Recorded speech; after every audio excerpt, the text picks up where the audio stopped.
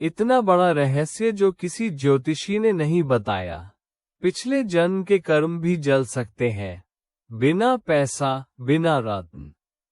क्या आपने कभी महसूस किया है कि आप मेहनत तो पूरी कर रहे हैं, पर फल अधूरा मिल रहा है?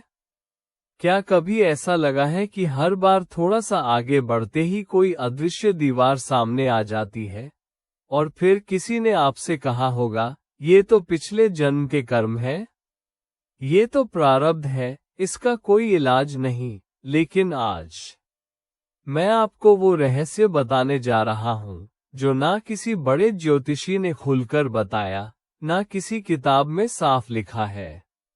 आज मैं आपको बताऊंगा, उंगली से दाहिनी ओर इशारा पिछले जन्म के कर्म कैसे जलते हैं, उंगली से दाहिनी ओर इशारा प्रारब्ध कैसे बदला जाता है, उंगली से दाहिनी ओर इशारा वो भी बिना 1 रुपया खर्च किए, उंगली से दाहिनी ओर इशारा बिना कोई रत्न पहने, और अंत में वो एक साधारण सी क्रिया जो 40 दिनों में आपकी जिंदगी की दिशा बदल सकती है।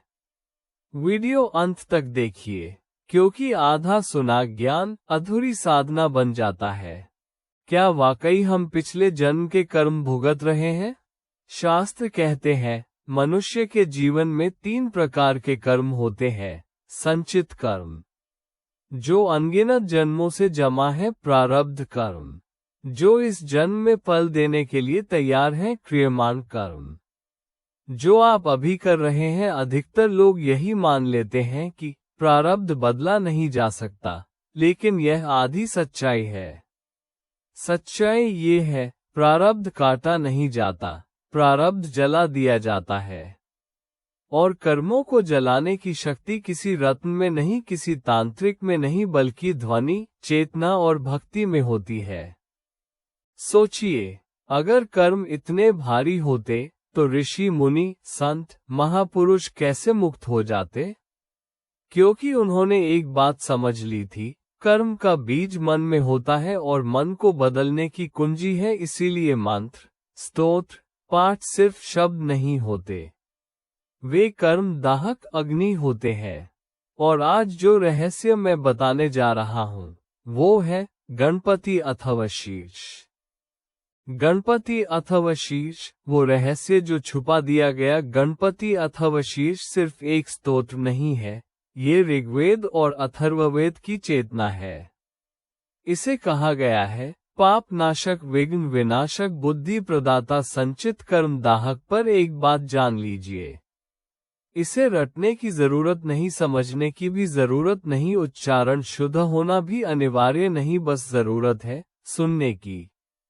सही अवस्था में, रात में सुनने का रहस्य। शास्त्र कहते हैं, रात का समय तमोगुण का होता है। इस समय मन दिन भर के पाप, क्रोध, ईर्ष्या, वासना सबको अपने भीतर समेटे रहता है। जब आप रात में सोने से पहले गणपति अथवा शीर्ष सुनते हैं, पूरे दिन के नकारात्मक कर्म, मानसिक पाप, अनजाने दोष जलकर भस्म हो जाते हैं। यही कारण है कि रात में सुनने को दिन के पाप काटने वाला कहा गया है। सुबह सुनने का रहस्य। अब आती है सुबह। सुबह का समय होता है सत्वगुण का। जब आप सुबह उठकर आंखें बंद करके ही गणपति अथवा शीर्ष सुनते हैं, जन्म जन्मांतर के संचित कर्म, प्रारब्ध की कठोरता, भाग्य के अवरोध धीरे धीरे पिघलने लगते हैं। इसलिए कहा गया, सुबह सुनने से जन्मों के पाप कटते हैं। अब यहाँ एक बात बहुत ध्यान से सुनिए, क्योंकि यही वो बिंदु है जहां ज्यादातर लोग गलती कर बैठते हैं।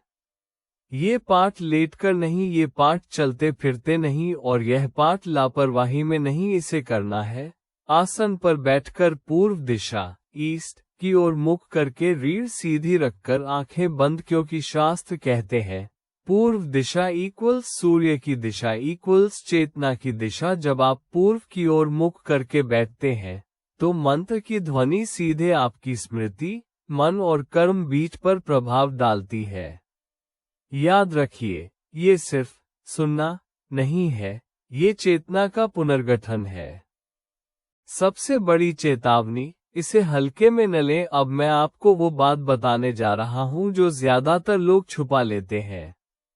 अगर आप ये सोचकर गणपति अथवा शीर्ष सुनते हैं कि अब तो मेरे सारे पाप कट जाएंगे, चलो जानबूझकर गलत कर्म करते रहें, तो सावधान हो जाइए।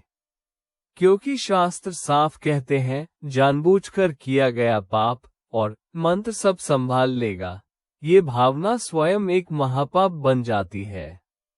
ऐसे में ये साधना आपके लिए काम नहीं करेगी, बल्कि कर्म और भारी हो जाएंगे, प्रारब्ध और कठोर बन जाएगा और फल पहले से ज्यादा कष्टदायक होगा, क्योंकि मंत्र धोखा सहन नहीं करते। तो सही भाव क्या है? सही भाव है, मुझसे जो भूलें हुई, अनजाने में हुई, अज्ञान में हुई, उनका दाह हो जाए। अब मैं जागरूक होकर धर्म, सत्य और सही कर्म के मार्ग पर चलूंगा। जब ये भाव होता है, तभी गणपति अथवा शीर्ष कर्म दाहक अग्नि बनता है। याद रखिए, मंत्र कोई सौदा नहीं है कि पाप करो और काट लो। मंत्र एक परिवर्तन की अग्नि है जो आपको भीतर से बदलती है। अगर आप बदलने को तैयार हैं, तो आपकी किस्मत आपका साथ देने को मजबूर हो जाएगी। अब सवाल यह नहीं है कि आपके कर्म कैसे थे, सवाल यह है कि अब आप कैसे कर्म करेंगे।